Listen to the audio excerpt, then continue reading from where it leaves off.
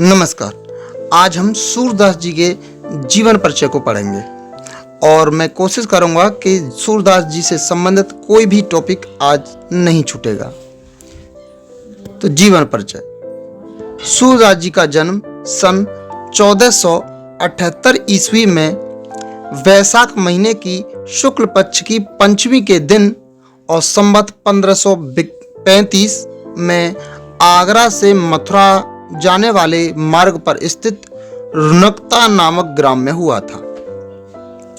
कुछ विद्वान दिल्ली के निकट सीही गांव को भी इसका जन्म स्थान मानते हैं। सूरदास जी जन्म अंध थे, अर्थात जन्म से अंधे थे। इस विषय में भी विद्वानों में मतभेद है।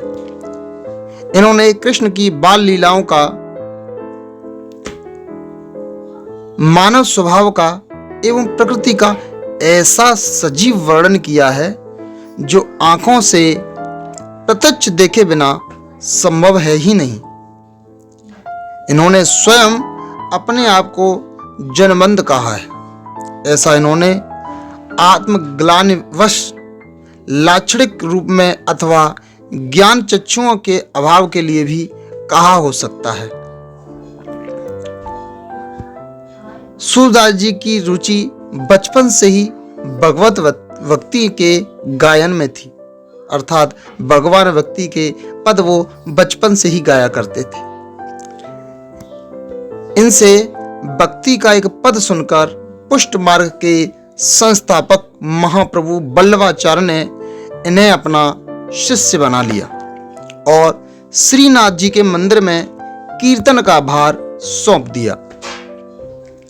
श्री वल्लभाचार्य के पुत्र विठलनाथ ने अष्टछाप नाम से कृष्ण भक्त कवियों का जो संगठन किया, सूरदास जी इसके सर्वश्रेष्ठ कवि थे, अर्थात सूरदास जी अष्टछाप के श्रेष्ठ कवियों में से एक थे।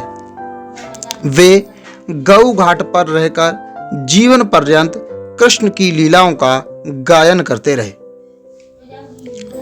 सूरदास जी का गोलोकवास अर्थात मृत्यु सन 1583 ईस्वी में संमत 1640 विक्रम संमत में गोसाई विठलनाथ के सामने गोवर्धन की तलहटी के पास पारसौली नामक ग्राम में हुआ।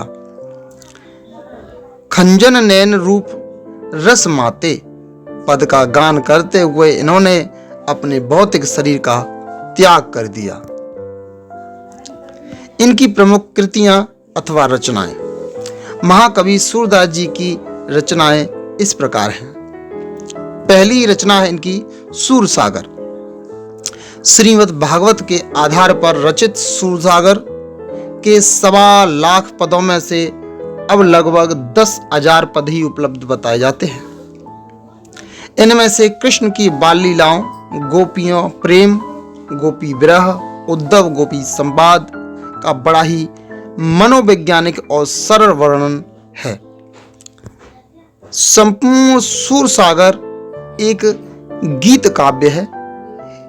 इसके पद तन्मयता के साथ गाए जाते हैं तथा यही ग्रंथ सूरदास जी की कीर्ति का स्तंभ है, अर्थात सूरदास जी की प्रसिद्धि का कारण यही ग्रंथ है। इनकी दूसरी रचना है सूर सारावली। इनमें 1107 पद हैं। यह सूरसागर का सार भाग है। इनकी तीसरी रचना है साहित्य लहरी। इसमें 118 दृष्टकूट पदों का संग्रह है। इस ग्रंथ में किसी एक विषय की विवेचना नहीं हुई है, वरना मुख्य रूप से नायिकाओं एवं अलंकारों की विवेचना की गई है। इसमें कहीं कहीं पर श्री कृष्ण की बाल लीलाओं का वर्णन हुआ है, तो एकाध स्थलों पर महाभारत की कथा के अंशों की भी झलक मिलती है। साहित्य में स्थान।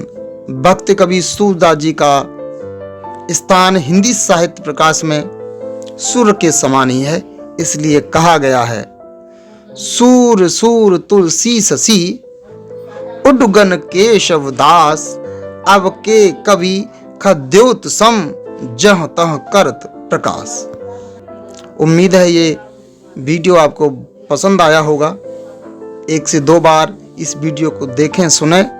मुझे उम्मीद है कि सूरदास जी का जीवन परिचय आपको अवश्य ही याद हो जाएगा।